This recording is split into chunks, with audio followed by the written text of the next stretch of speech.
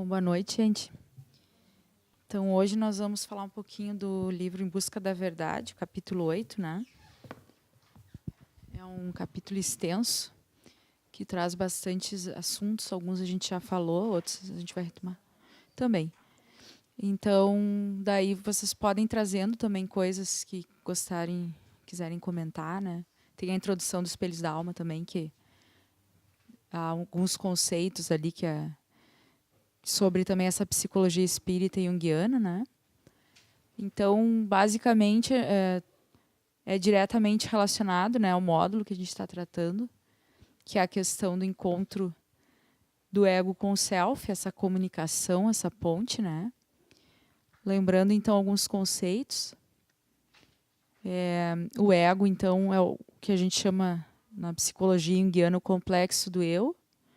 Todos os complexos são criados, né, com o tempo, são aglomerados de energia, de carga psíquica, de afetos, que acabam constelando uma realidade. Cada um tem um ego, né?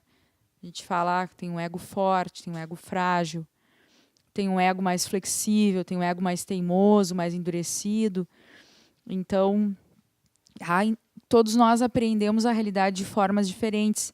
Temos as nossas defesas, as nossas tendências. Tudo que a gente consegue entender conscientemente, quando despertos, tudo aquilo que nós, inclusive, captamos sobre nós mesmos, os insights, os pensamentos, as reflexões, faz parte do ego, né? O complexo do eu. E o ego, assim como a gente às vezes está errado, ou nos pegamos às vezes tomados por alguma grande emoção, o ego eventualmente erra e é um pouco caprichoso, né? Presunçoso, como a Joana vem dizer, porque temos algumas emoções, algumas coisas que trazemos da nossa infância, do nosso passado, coisas do inconsciente coletivo que permeiam na nossa cultura, na nossa sociedade e que vão acabar influenciando a nossa maneira de pensar e, inclusive, a forma que a gente aprende a realidade, né?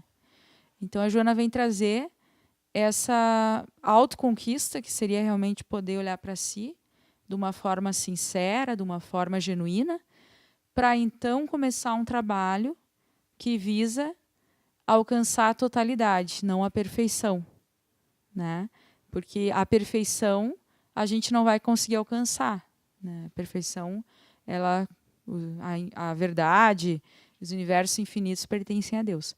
Porém, a gente tem um Deus íntimo, que seria Imago Dei, a imagem de Deus. Cada um de nós possui o reino dos céus dentro de si, que é o si mesmo ou o self.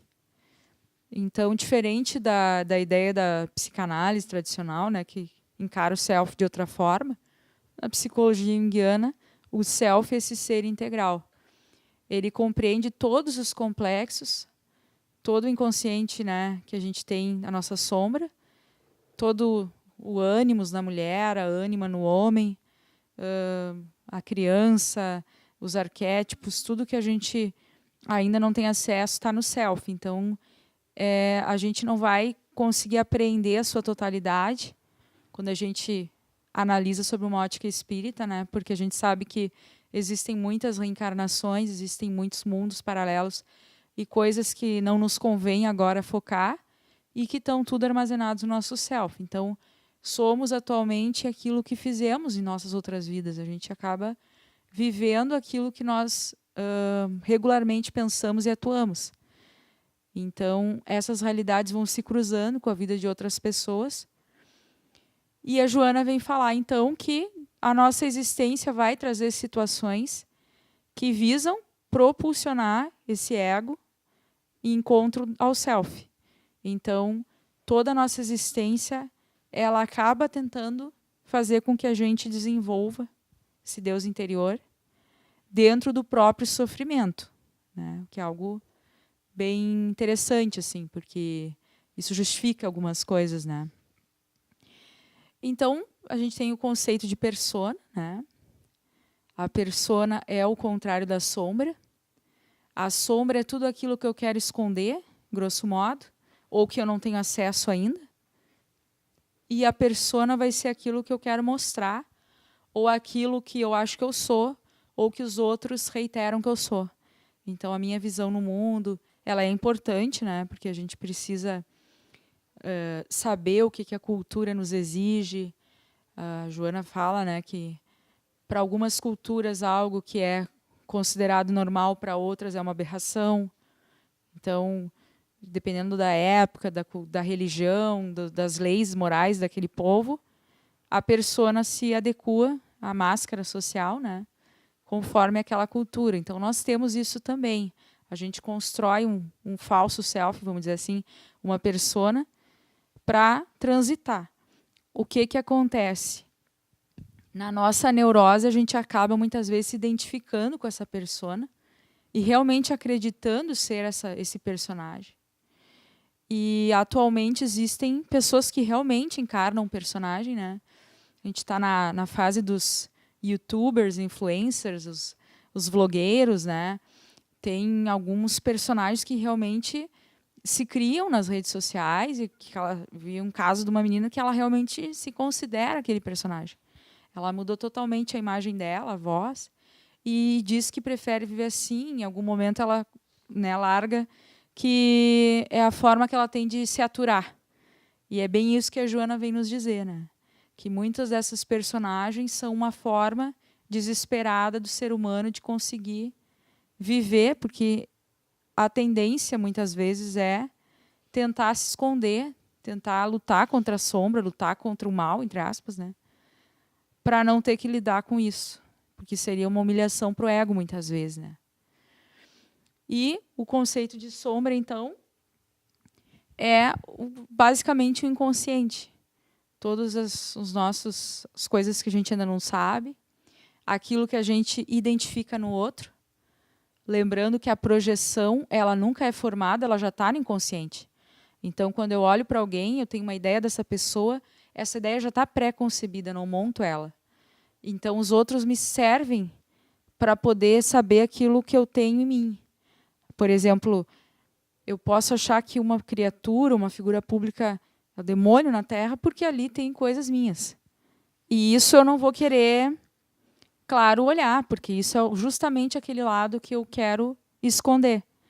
Então, essa forma, essas reflexões, elas nos ajudam muito para a gente poder começar a perceber o que está percorrendo dentro do nosso campo mental, né? Bom, basicamente, assim, né, tem bastante coisa nos capítulos. Eu queria ouvir de vocês, assim, o que chamou a atenção de vocês.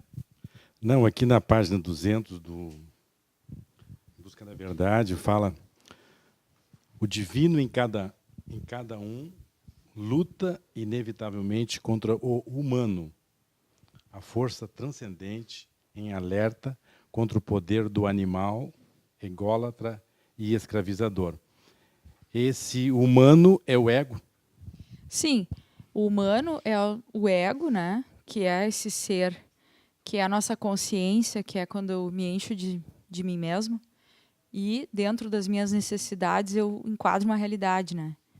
Então, tudo que a gente precisa da carne, todas as nossas agressividades, pulsões, aquilo que nos divide, né? Diabolos é divisão. Então, a Joana vem falar que de vez em quando nós sentimos uma energia diabólica, em que nós somos divididos realmente. Temos uma forma de pensar, de agir, daqui a pouco tem outra coisa que se sobressai, ou aquilo que a gente saberia que era o certo, a gente acaba não fazendo, ou algo que a gente não entende. Então, nesse momento, essa divisão está mostrando que a psique não está total, que existem complexos autônomos que realmente nos tomam e que acabam pegando o lugar que deveria ser do self, né, ainda. Então, isso é normal, né? Tem uma outra colocação aqui que eu vi, que eu não acho agora, que fala de termos a consciência. Me ajuda, vai cair meus alfarrabos aí. De termos a consciência desse eu divino conosco, que é o que vai nos ajudar. E nem sempre a gente... Mas, meu Deus, de onde eu vou tirar tanta força? Esse Deus que está dentro de nós. E Sim. Falta essa consciência para nós, desse divino que está constantemente dentro da gente, para a gente exatamente caminhar com esta força para enfrentar os nossos desequilíbrios e tudo mais. É esse eu divino, né, que está dentro de nós. Sim. Quando Jesus, né, a Joana vai falar, fazia as curas, ele sempre perguntava: você realmente quer ser curado? Você acredita na sua cura? Porque ele estava provocando na pessoa que ela desenvolvesse no seu sistema imunológico aquelas substâncias necessárias para receber a cura dele. Então, quando ele fala tua fé te curou, é verdade. Nós somos realmente deuses internos, só que o que acontece? Como a gente tem todo um complexo de inferioridade, todo o inconsciente coletivo de culpa, um passado danoso, tem o nosso lado preguiçoso também, que não quer mudar aquilo que acha que não precisa, né? Então, claro que a tendência é a gente tentar fugir dessa responsabilidade, a gente vê como responsabilidade, né? Fugir desse ideal cristão, né? E aí o nosso ego cresce. Na verdade, não é que ele domina. Ele domina. Ele domina a cena. E eu posso me dissociar muito. Eu posso, inclusive, ou o contrário, achar que eu já estou, né, possuidor de uma luminosidade, aquela coisa de tentar se iluminar, né? E acabo me identificando com o self numa inflação, algo que não é possível ainda. Então, a ideia não é lutar contra, né? A gente tem que sempre lembrar que Jesus falava, meu jugo é suave. Então, na verdade, a dica da Joana tem que ser cordial e perseverante. Então, a gente tem realmente que diluir essa sombra. O primeiro passo para iniciar a individuação, que é se tornar um ser íntegro, único, autêntico, né? O que eu vim fazer é, primeiro, aceitar a sombra, aceitar aqueles conteúdos menos nobres meus, ou aquelas coisas que eu não tenho domínio, porque o ego tem a ilusão de dominar, né? De conseguir saber tudo, conhecer tudo, e depois poder lidar com essa sombra. E o que fala, né, que todo ser humano está fadado à individuação. Uhum. E a Rita fala, né, ou pelo bem, pela dor ou pelo amor, tu vai crescer e vai fazer contato com esse teu inconsciente, né? Sim. Então, eu acho que quando a gente tem a noção de que a gente foi preparado para essa evolução, para essa tomada da consciência do inconsciente, de sombras, né? Fica mais fácil, né? A gente abrir essa possibilidade. Uhum. Exatamente. Ela vem falar que há uma neurose atualmente, uma neurose coletiva, que visa justamente essa atitude infantil, que é de uma ambição desmedida e uma falta de propósito. Então, isso está disseminado atualmente, né? Há um pacto com a mediocridade, é uma coisa que a gente ouve já. Então, realmente, nós seguimos fazendo coisas sem tomar consciência, porque todos fazem, porque mandaram eu fazer, né? Daí Jesus fala, deixai pai e mãe. E nós não fazemos essa consciência. Daí a vida não me toma de vez em quando. Porque os vazios, né? Essa falta de sentido, ela vai criando ilusões no ego em que realmente eu me desperto da pior forma. Eu entreguei minha vida para os meus filhos, eles me abandonaram. Agora eu fui tomado por essa doença, eu não mereço. Então, na verdade, isso é a infantilidade, né, de uma pessoa que não quis formar essa consciência, não se propôs a isso, né? Também fala, né, que tudo que a gente não resolva vai virar destino, né? Uhum. A gente vai chamar de destino as coisas na vida. Sim. A gente sabe. Vai se repetir. Uhum.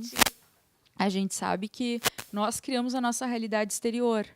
Então, a Joana fala, conforme a gente vai resolvendo aquilo que está mais próximo, vão surgindo novos desafios, porque está no inconsciente. O inconsciente está produzindo, ele vai trazendo aquelas coisas do passado. Como ela diz, a água parada, ela vai formando, né, uma lama no seu interior e tem que depurar essa lama para depois a água ficar translúcida. Às vezes não é um trabalho de uma vida, geralmente não é, né?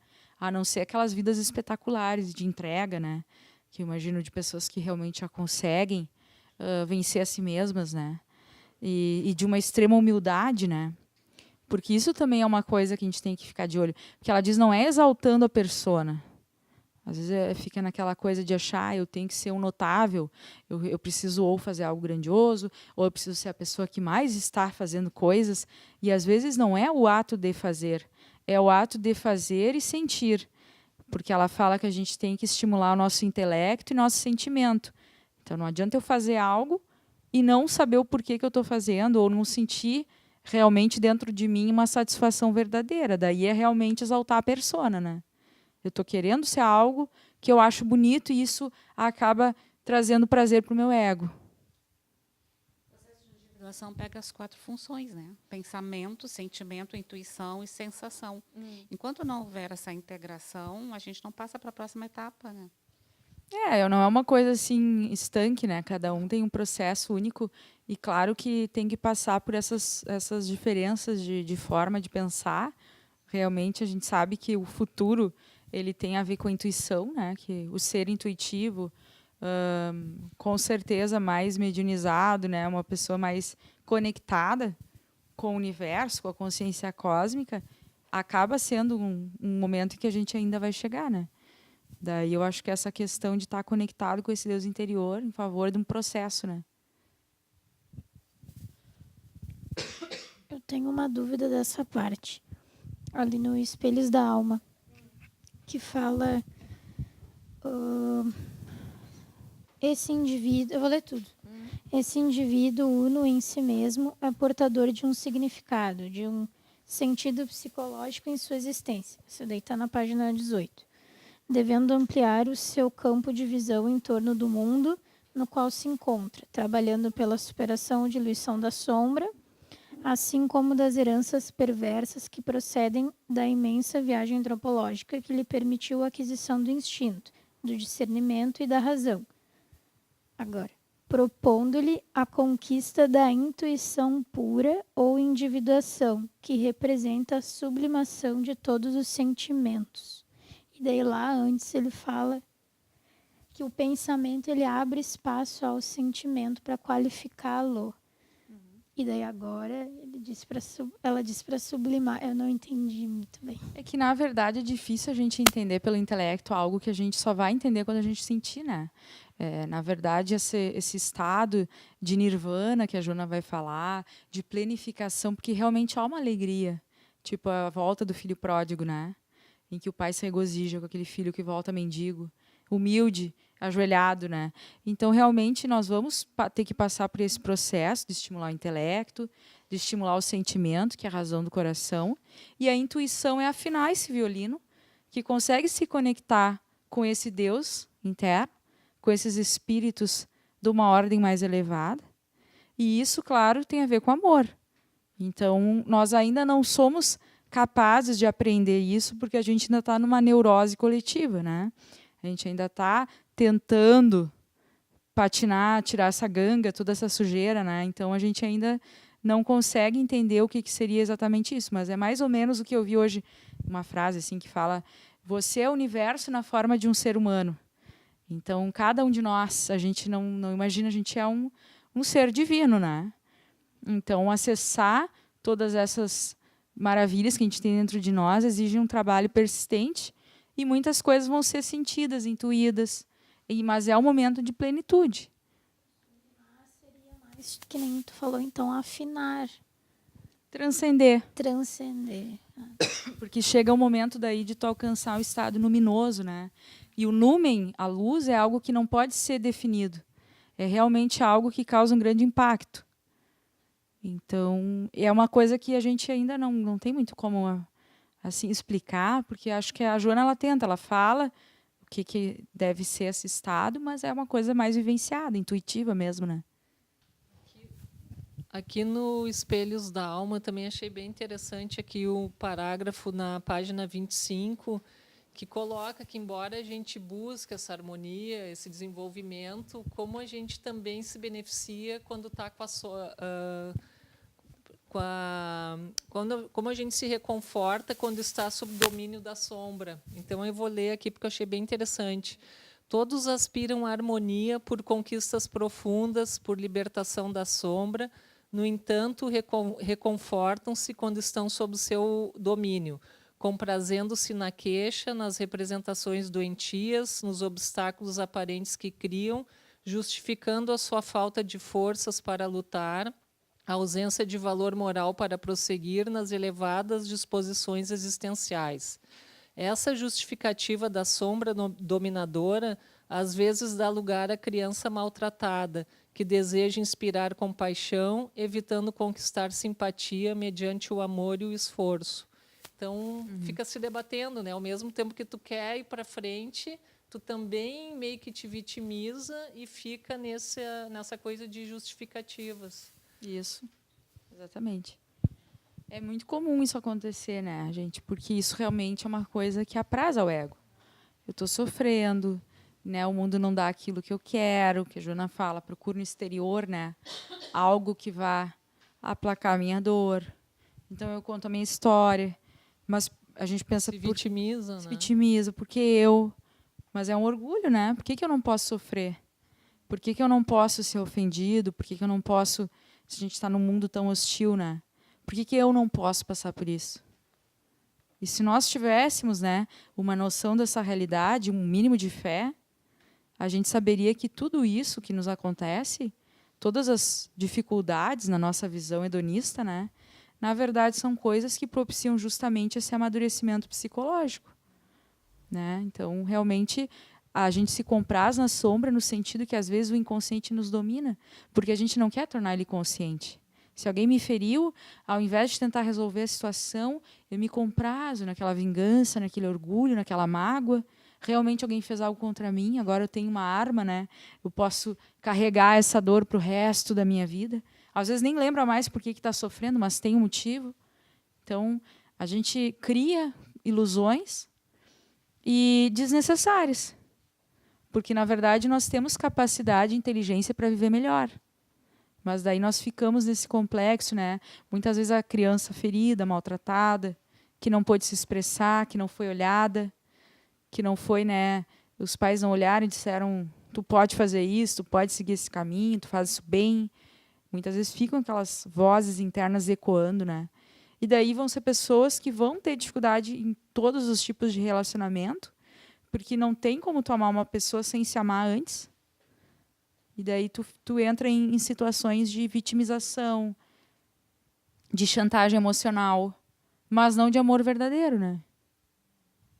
Tu até falou, acho que foi a semana passada, e aqui fala alguma coisa, não me lembro aonde, que o outro tem direito de ser o que ele quiser. Né? Claro. Então, eu acho que isso também é uma coisa que fecha com isso aqui. Né? O que a gente faz é responsabilidade nossa, mas o outro tem direito de ser quem ele é. Né? Claro. E a gente sabe que todos nós estamos em níveis diferentes de consciência. Então, ninguém pode berrar, né, para o outro entender aquilo que a gente talvez entenda. Anterior a esse, ali na página 24, eu gostei do texto que fala que tem que mergulhar no inconsciente, né, e viver quase em estado psicótico para poder fazer contato com essa dor, né, com essa sombra. E ele fala, né, que vivencia a metanoia, no sentido junguiano, né, de queimar e de voltar como fênix e tal. Se não fizer contato com a dor, com a sombra, não tem como... E ela vai vir igual, né? Bem, de um jeito ou do outro. Ela vai vir numa crise de meia-idade, ela vai vir na vida não vivida, ela vai vir numa doença. Eu vou inventar algo, eu vou precisar projetar para apreender esse sentido, né? Muito medo desses quase surto psicótico, né? A gente foge da dor. E quando foge da dor, tu te esconde atrás das máscaras, da persona, das dificuldades, né? E eu acho que esse perigo de não enfrentar esse quase surto psicótico te coloca, às vezes, em umas situações infantis, como fala ali, né? Não faz contato, vive. Porque tem uns que também pensam assim, agora eu vou me isolar, né? Não vou mais conversar com ninguém, eu vou cuidar só das minhas coisinhas, da minha hortinha, não sei o quê, não vou mais sair de casa, né? Ou vou me entregar a retiros e retiros e retiros, e tanto se retira, né? E, na verdade, isso às vezes está escondendo um grande egoísmo, né? Uma egolatria, a questão de tentar se preservar, de achar que vai poder não ter que lidar com essas questões, né? Então, realmente, o Cristo não se negava. Eu acho que essa frase é muito interessante, né? Quando a gente pensa nossos corações endurecidos que nós temos ainda, a gente é muito egoísta, o Cristo não se negava, ele convivia com seres humanos. Ele não dizia que os irmãos não eram irmãos, que a mãe não era mãe.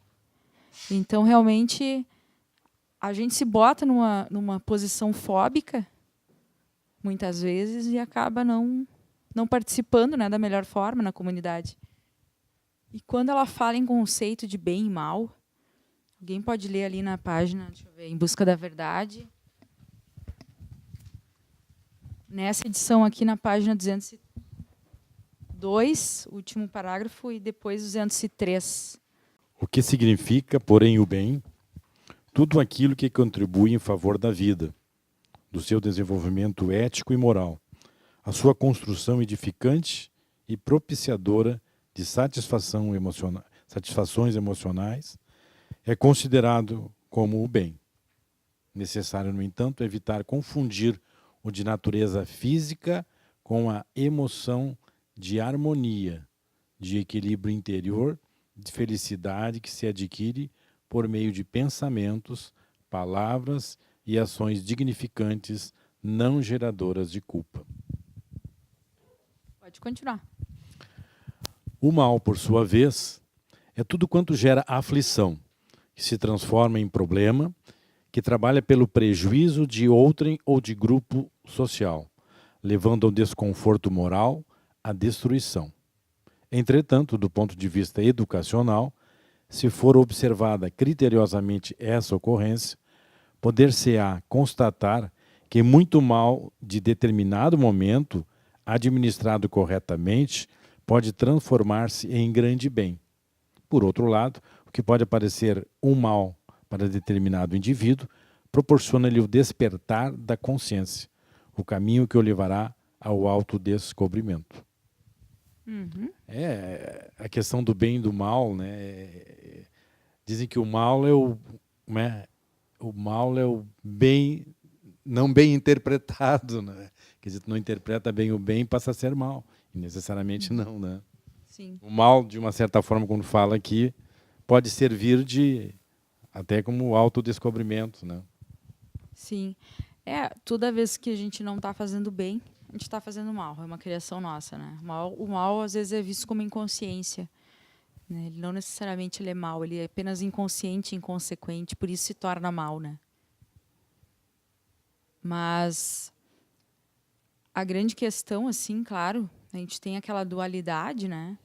Que a gente foi criado em religiões monoteístas, então a gente tem aquela ideia de que o que é bem, o que é mal, mas às vezes de uma forma muito agressiva, né, conosco mesmo, porque a gente cria um Deus em que eu tento negociar com ele, eu tento, né, eu fiz isso, mas então agora eu vou fazer isso, porque já que eu fui mal, agora eu vou ser bom, como se Deus fosse qualquer um de nós, né, um elemento mimado e explosivo e cheio de ira, né?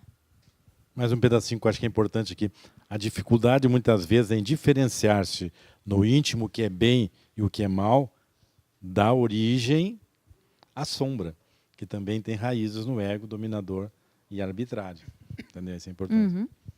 É que no começo, assim, aquela questão da simbiose com a mãe, do mundo da mãe, né? Quando a gente ainda está nesse momento de necessidades básicas, de acolhimento, está tudo muito indiferenciado ainda. O indivíduo indiferenciado, que não tem conflito, mas também não tem crescimento, ele está num estágio evolutivo, né? Se a gente fica indiferenciado, a gente pode ficar realmente num estado, né, de alfa ou fumando maconha de boa, como eu ouço, né?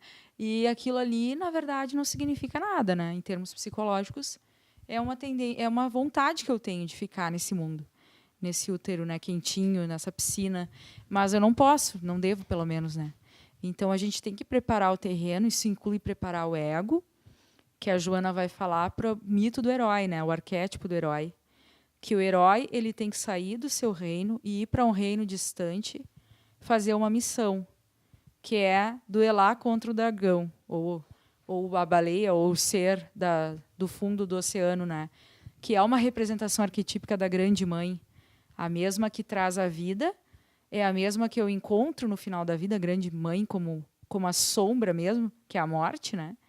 Então, na verdade, tem que sair da caverna, tem que sair para a luta, e isso significa ter essas raízes profundas para criar um ego, e daí a gente constitui também uma persona, vai, né, tentar se ambientar, tentar se constelar no mundo, escolhe uma profissão, tem alguma orientação sexual ou não, então... E daí a importância do ego que nos dá essa força de fazer esses embates, esse crescimento, né?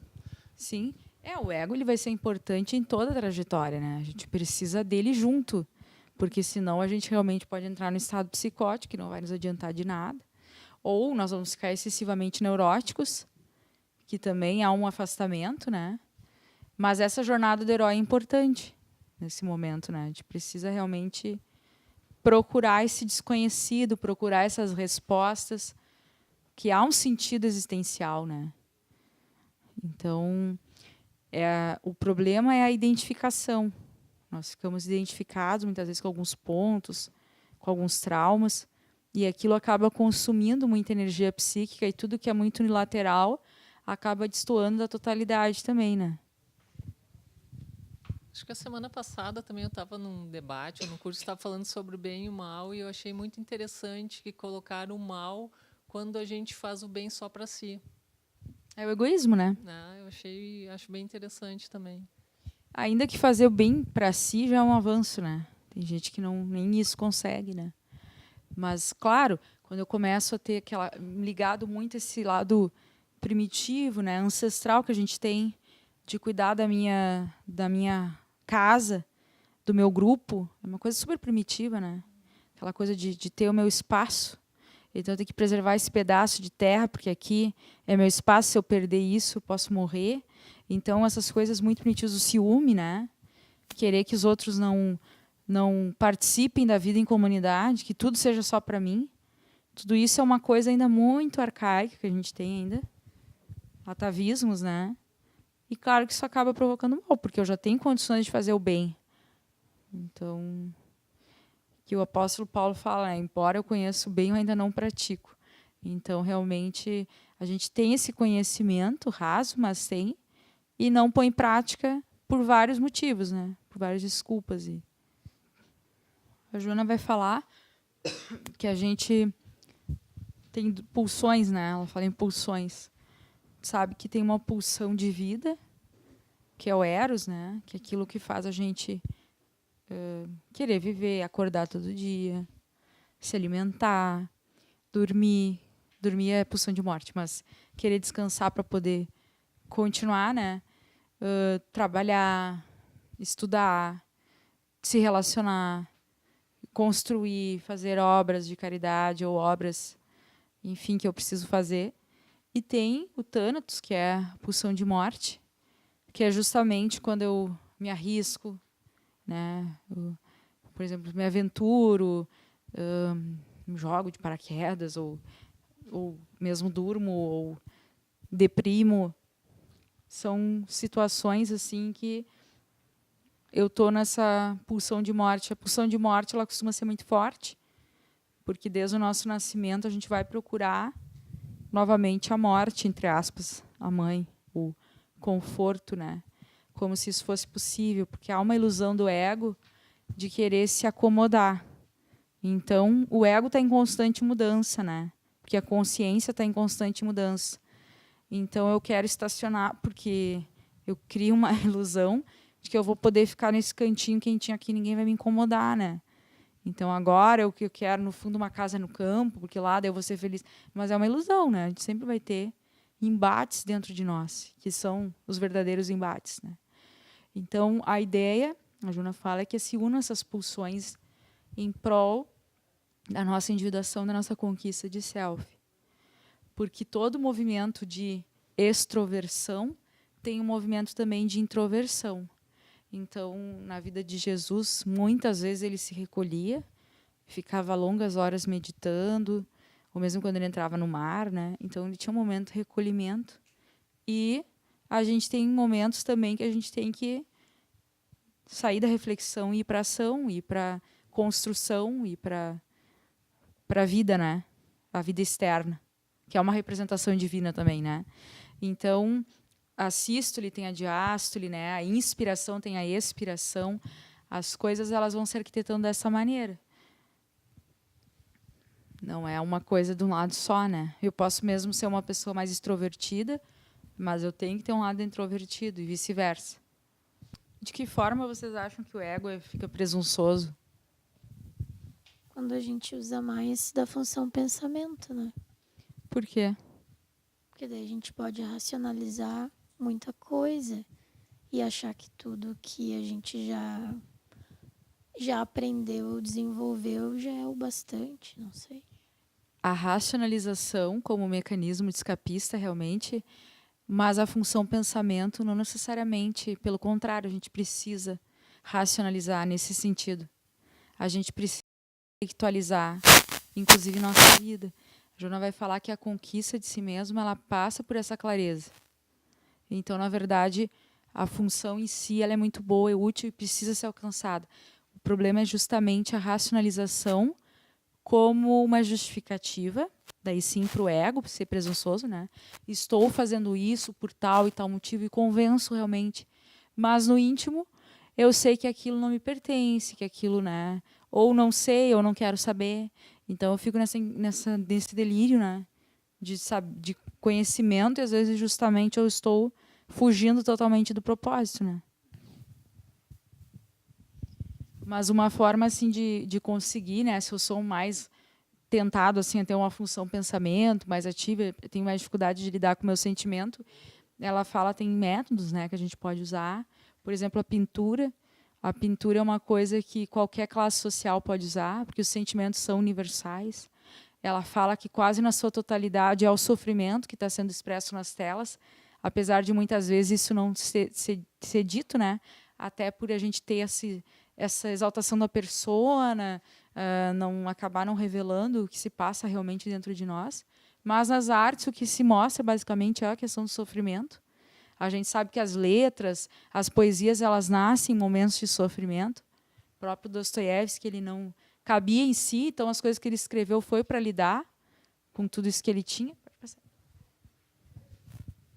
Mas, já que tu falasse nas artes, na pintura, nas artes, na escultura, isso já não é um processo do crescimento do si mesmo? Um processo, sabe? Ele mostrando através da arte, que não são todos que têm essa capacidade, já é um processo do encontro com si mesmo e, consequentemente, o encontro com o divino. Pode ser. É que tudo depende, né? Existem fases da nossa consciência. Vai depender muito de que fase a gente está. A arte, por si só, ela vai servir como uma forma de se expressar. Daí eu posso usar isso como descarrilhamento de ideias, eu posso escrever aquilo, me aliviar e acalmar o ego e tudo, mas eu posso realmente estar no momento luminoso da minha existência, né? Tipo Beethoven, na Nona Sinfonia, ele alcançou ali a consciência cósmica, isso que a espiritualidade nos fala. E foi justamente quando ele estava criando essa obra para a humanidade. Mas isso não significa que nós necessariamente vamos estar nesse nível, né? A gente pode estar simplesmente exercitando. A pintura ela pode ser um exercício, a própria argila, as esculturas, né? É um exercício que às vezes a gente não tem a oportunidade de ter de outras formas ou não alcança, né, a mesma entrega. Porque às vezes é difícil para o homem ocidental se entregar porque se julga, porque pensa muito, porque racionaliza. Então essa entrega de realmente deixar fluir sem querer controlar o processo é mais complicada, né? Acho que tem um trabalho muito interessante da Nise da Silveira, que ela trabalhava com doentes com sofrimentos mentais e eles melhoravam muito com toda essa expressão do inconsciente. Então, ali vai dor e também vai processos criativos. É que tudo que está no inconsciente sai, né? Processos criativos, na poesia, na pintura. E pode sair uma Nona Sinfonia, pode sair um quadro cheio de dor, pode sair quadros que a gente vê que são a cara da dor que a gente vê nas obras. Está no inconsciente, ele vai verter. Sim, por isso que ela propõe, né? Também a questão da resignação, isso é muito importante, né? De poder se olhar, de poder realmente raciocinar sobre o que eu estou fazendo, né? Os atos de caridade, né? Não é muito comum a gente ouvir, tu está sofrendo, vai visitar um asilo, vai visitar um orfanato, vai passear nas ruas, aí tu vai entrar em contato com a dor real e vai ver, né? O que é. Isso acaba sendo real na nossa vida, porque aquele momento que às vezes eu não quero, mas eu dou o meu tempo cuidando de crianças, ou alimentando idosos, dando sopas, enfim, é um momento em que eu realmente estou me refazendo, porque há essa troca de energia. Na bondade, a inteligência divina, ela quis que a gente crescesse através uns dos outros, né? Então, não tem como escapar. Quando fala fora da caridade não há salvação, é porque realmente sozinho eu não vou conseguir alcançar isso. Eu ainda preciso, na minha condição, ainda e sempre vou precisar, na minha condição, me conectar com o outro e ajudar o outro. E por isso o lema do curador ferido, né? Toda vez que eu estou fazendo algo a alguém, entregando uma flor, fica o perfume nas minhas mãos. Da mesma forma, ela vai dizer, quando eu entrego algo podre para alguém, uma energia nociva, aquilo vai voltar para mim também. E vai feder em mim também. Então, realmente o outro é meu irmão, né? Eu preciso realmente ter essa consciência e agir conforme, não de uma maneira infantil, egoísta, achando que ninguém está vendo, né? Que não dá nada, que mereceu, né? Daí eu me torno aquela pessoa impiedosa, né?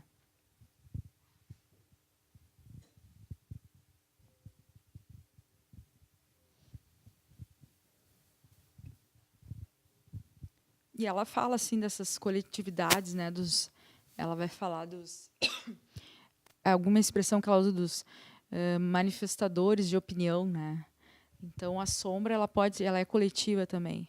A gente se esconde atrás de coletividades, de pessoas que reforçam esses aspectos meus, coisas que estão na moda, né? E a gente ali exercita a nossa sombra e se compraz disso. Então, todos nós, às vezes, somos pegos, né? Dentro das próprias instituições de ensino, que deveriam ser de ensino, que deveriam propor aquilo que tem de mais ético, acaba, muitas vezes, sendo tomado por essa sombra, por essa falta, né? de abnegação, de consciência, por um complexo de poder, que é o oposto do amor, né? Como diz Jung. Então, eu fico nessa coisa muito arcaica ainda do ego, nessa ilusão de poder, e acabo inconscientemente fugindo totalmente do propósito. Podemos dizer que esses problemas que acontecem nos estádios, em que a turba toma uma personalidade, são tomados pela sombra ali, né? Sim, essa massa, né? Bullying, nas escolas, nos lugares. Seria Sim. uma sombra coletiva que toma, né?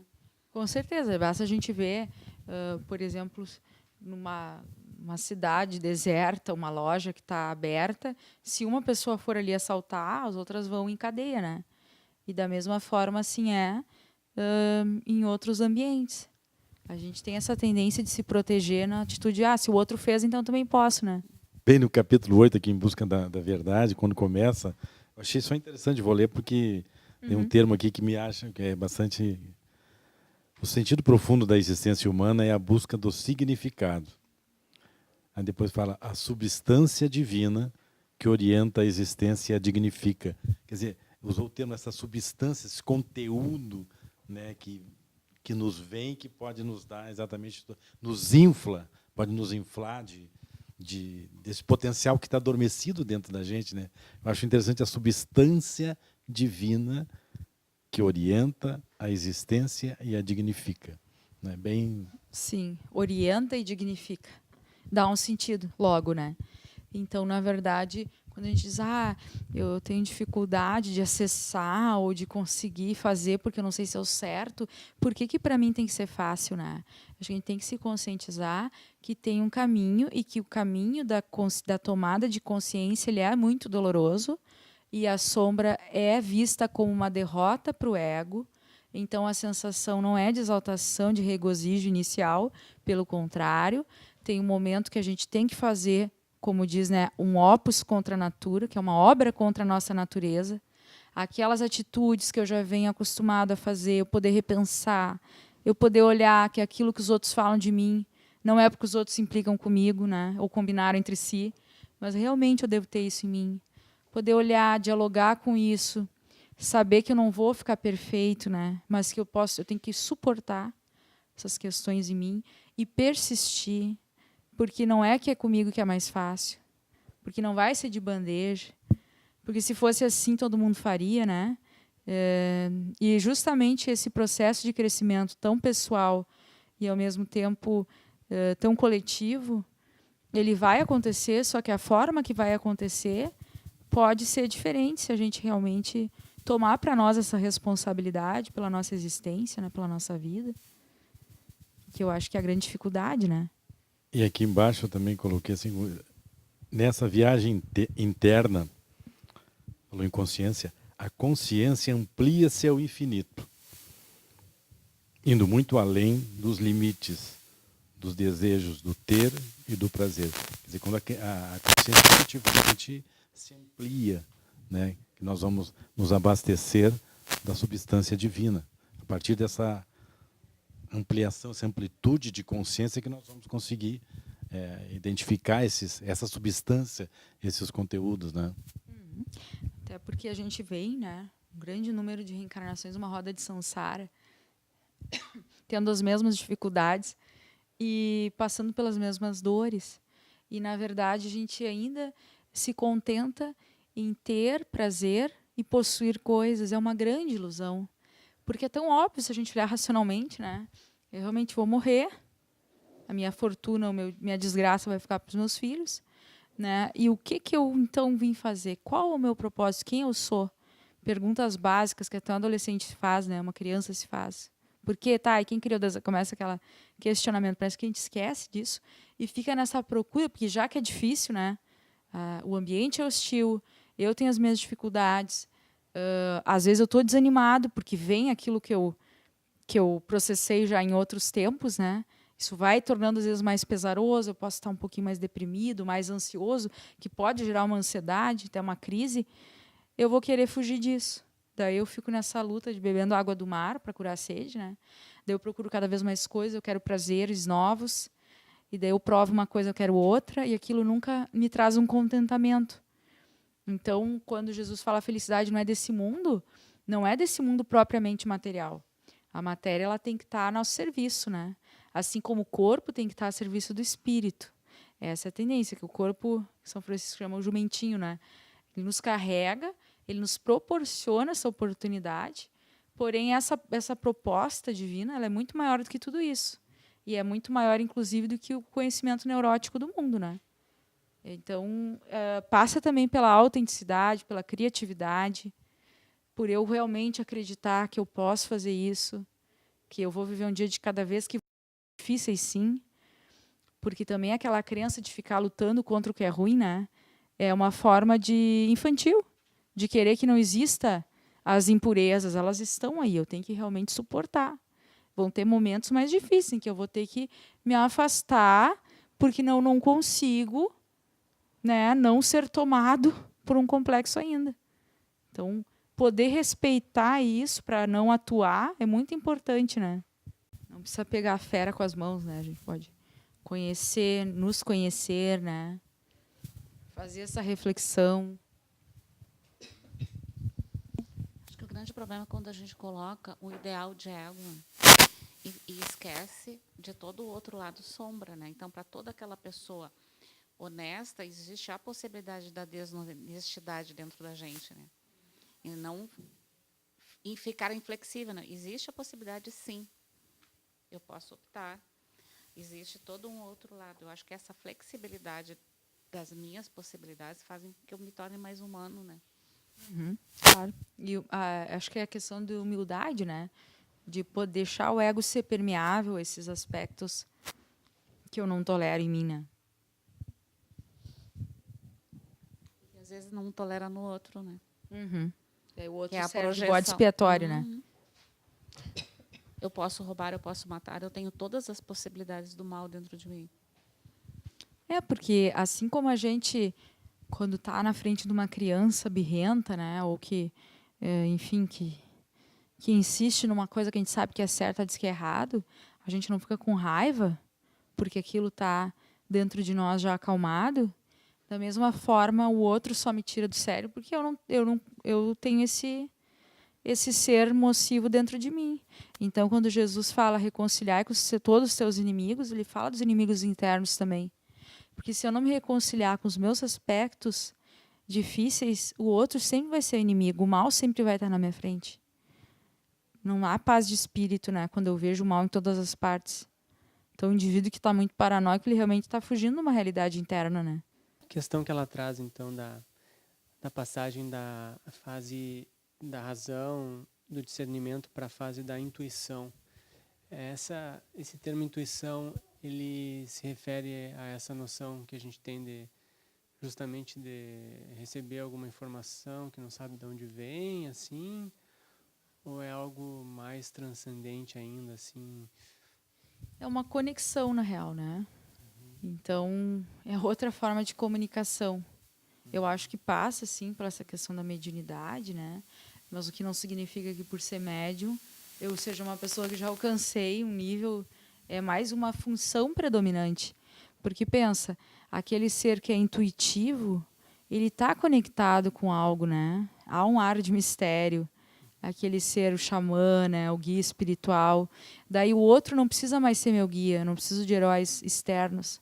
Porque eu consigo ver dentro de mim essa conexão, eu consigo entender quando ele fala que é a natureza operando, né, nela mesma.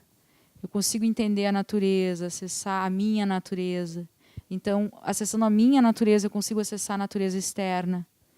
E isso vai provocando um outro tipo de inteligência, que é justamente essa inteligência espiritual, essa inteligência intuitiva, que não necessariamente é essa inteligência dogmática que a gente tem, né, a mais atuante nas nossas neuroses, né? É um outro nível, assim, é realmente tu conseguir acessar algo maior, né?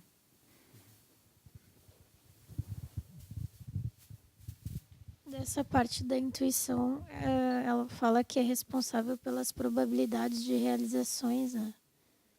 Que daí faz a gente ampliar a mesma consciência para as múltiplas possibilidades que nesse exato momento acontecem sobre qualquer coisa. Né? Se tu tá mais disponível, possivelmente tu vai reconhecer algo que te realize mais, né? Tu vai conseguir identificar mais, uma forma mais fácil se tu tiver mais intuído. Sim. Inclusive os nossos potenciais, né? Que são da sombra, né? Tem uma colocação nos livros que estuda a mediunidade que mais importante do que ter essa intuição e se comunicar com os espíritos, na verdade, ser médium é ser um discípulo do bem, mais do que propriamente ter essa capacidade de identificar, ouvir, falar, escrever, mas sim trabalhar em prol do bem, né? Com certeza. Para o nosso ego, algumas vezes é muito maravilhoso, né? As obras mediúnicas, mas é qualquer faculdade, como qualquer outra. Faculdade mental, inclusive, algo que a gente pode ter acesso, né? E como Haroldo Dutra fala, né? Tu quer ver espíritos falar e ter comunicação, basta desencarnar, né? Porque aquilo vai se tornar algo natural. Então é algo muito natural, né? Eventualmente a gente tem algum acesso, alguma coisa, porque a gente realmente tem um propósito, tem um trabalho. Sempre tem uma razão, né? As coisas que a gente faz, os benefícios que a gente consegue, as dificuldades que a gente tem, elas têm uma razão de ser. Da mesma forma, a mediunidade, né? Tá, gente? Então, semana que vem, se quiserem trazer ainda coisas que ficaram, que vocês virem depois, senão a gente segue aí no capítulo 9, né? E mais uma parte da introdução, acho, do Espelhos da Alma. Aí a gente continua, então.